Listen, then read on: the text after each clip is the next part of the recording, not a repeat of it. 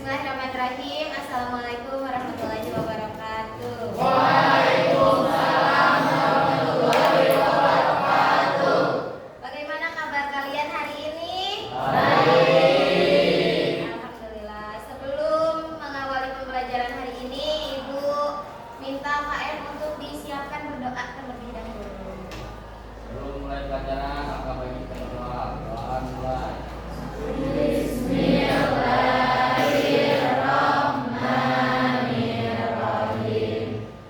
Raditu billahi robba wa bil islami dina wa bi Muhammadin nabiyya wa rasulah. Rabbi zidni ilman warzuqni fahman.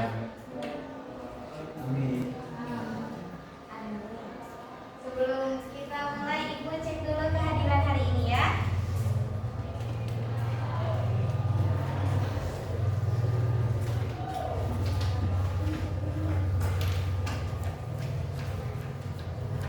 Aditya, Agnes, Ahmad Badri, David, Nyala majis, Pepe.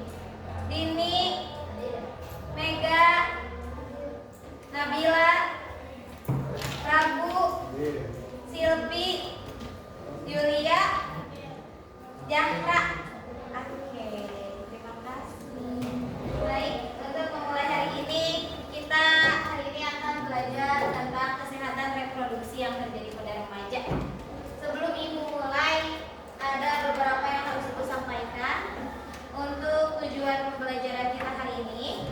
Hari ini kita akan memahami kesehatan reproduksi dan perubahan pada masa remaja serta mengidentifikasi faktor-faktor yang dapat merusak kesehatan reproduksi.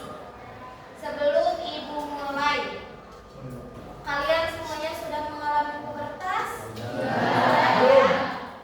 Siapa masih ada yang belum? Pasti semuanya sudah ya, sudah 17 tahun. Nah, sebelum Ibu mulai, apa itu pubertas? Apa itu pubertas? Pubertas itu adalah suatu gejala yang dialami oleh remaja di usia mulai dari 10 tahun sampai 17 tahun. Jadi masa pubertas itu adalah masa biologis yang pasti akan dialami baik itu oleh laki-laki maupun oleh perempuan. Kemudian yang akan kita bahas tentang menjaga, bagaimana sih kita menjaga tentang kesehatan reproduksi tersebut. Nah, di sini ada beberapa pengertian, salah satunya menurut WHO, bahwasanya kesehatan reproduksi adalah kesehatan sejahtera fisik. Jadi fisiknya sejahtera, mentalnya juga sejahtera, dan juga sosial secara utuh, tidak semata-mata bebas dari penyakit atau kecacatan dalam semua hal yang berkaitan dengan sistem, fungsi, dan juga proses reproduksi.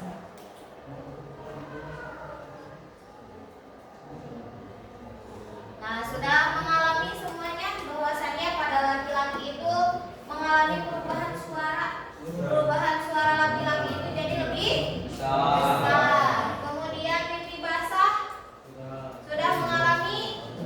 Terus ada pertumbuhan rambut di bagian halus. Kemudian pertumbuhan ototnya menjadi lebih besar kan ya kalau misalkan sudah mengalami pubertas mah. Dan yang terakhir, perubahan emosi. Ini yang sering menggebu-gebu di kalangan para laki-laki. Sedangkan ciri-ciri pubertas di perempuan itu sudah mengalami menstruasi. Kemudian yang kedua, pertumbuhan payudara, perubahan hormon, dan juga perubahan emosi. Sama ya, perubahan emosi di perempuan. Cuman kalau perempuan emosinya lebih halus, biasanya larinya kemana emosinya? Ke berbicara, ke ngomongnya. Biasanya jadi lebih bawel kalau perempuan. Terus yang selanjutnya, ini ada cara-cara menjaga kesehatan reproduksi. Dengan cara apa kita menjaganya? Dengan cara menjaga kebersihan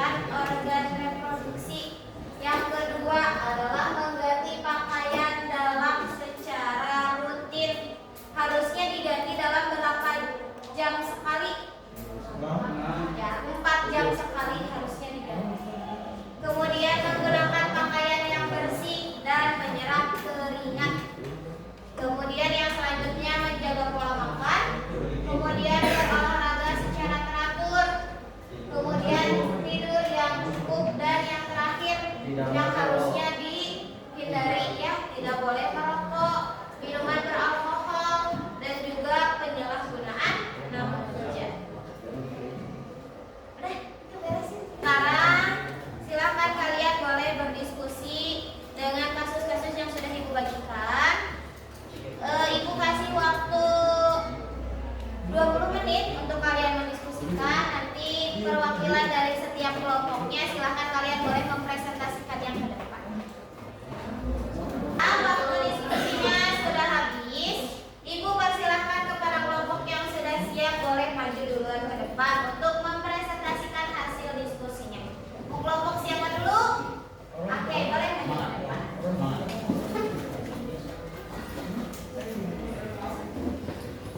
Assalamualaikum warahmatullahi wabarakatuh. Waalaikumsalam warahmatullahi wabarakatuh. Saya Badal Hussein akan menjelaskan hasil studi kasus dari kelompok kami. Bima, seorang remaja yang berusia 16 tahun, merasa tertekan karena teman-temannya sering mengejeknya sebagai tidak gaul. Karena belum memiliki pacar, ia mulai mempertimbangkan melakukan hal-hal yang sebenarnya tidak sesuai dengan nilai yang ia yakini agar diterima dalam kelompok.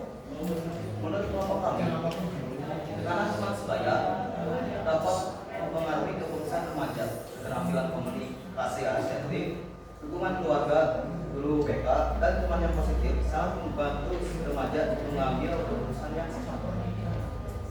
Sudah? Baik, boleh kembali ke tempatnya. Sekian dari saya. Assalamualaikum warahmatullahi wabarakatuh. Sekarang kelompok siapa lagi yang mau maju? Oke, boleh langsung sini ke depan.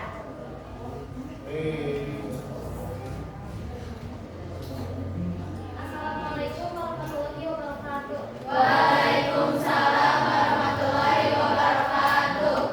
Saya Dini Haryani sebagai perwakilan kelompok menemukan satu kasus, yaitu mitos tentang pubertas.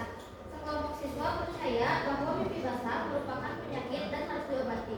Akibatnya, salah satu siswa merasa takut dan mau menceritakan kondisinya kepada orang tua. Menurut kelompok kami, mimpi basah merupakan proses alami pada sebagian remaja laki-laki sebagai bagian dari perkembangan pubertas. Edukasi yang benar membantu mengurangi kecemasan dan mencegah munculnya mitos. Sekian dari saya. Wassalamualaikum warahmatullahi wabarakatuh. Baik, yang selanjutnya kelompok terakhir boleh langsung maju ke depan.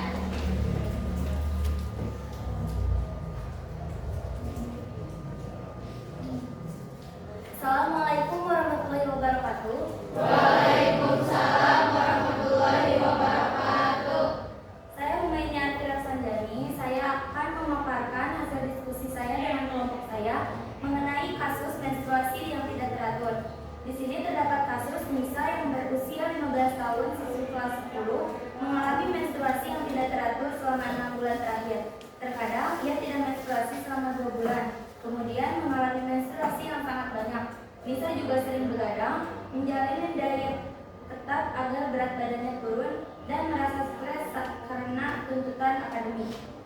Menurut kelompok kami, kasus yang terjadi pada Nisa yaitu perubahan hormon pada masa remaja memang dapat menyebabkan siklus belum stabil. Namun, stres, kurang tidur, pola makan yang buruk, dan penurunan berat badan drastis juga dapat mengganggu keseimbangan hormon. Jika keluhan berlangsung lama atau disertai pendarahan berlebihan, perlu pemeriksaan oleh tenaga kesehatan. Mungkin hanya sekian yang dapat saya sampaikan. Wassalamualaikum warahmatullahi wabarakatuh.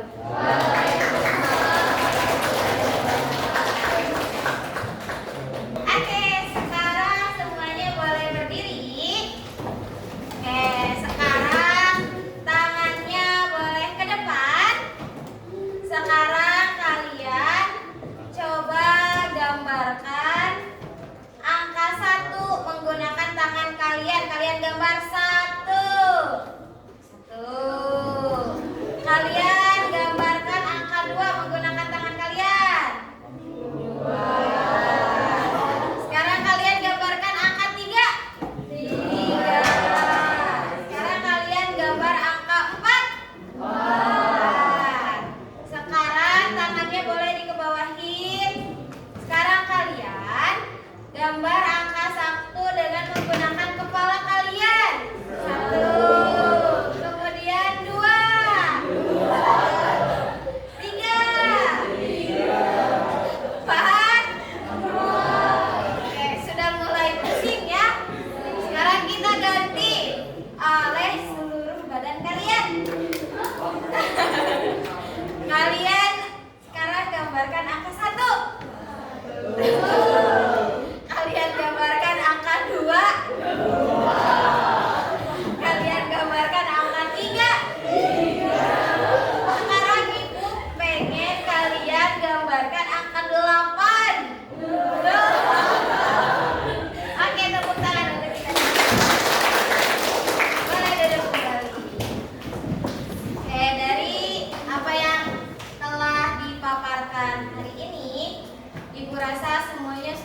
jelas bahwasannya menjaga kesehatan reproduksi itu adalah hal yang penting dilakukan sedari remaja.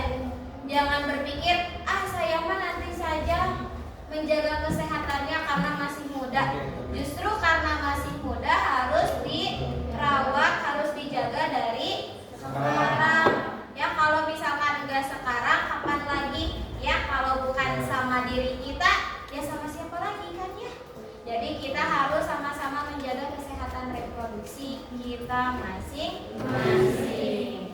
Baik, penutup dari Ibu. Sebelum kita tutup, kita jargon dulu ya. Nanti aba-abanya dari Ibu. Sudah siap semuanya? Siap. Remaja sehat?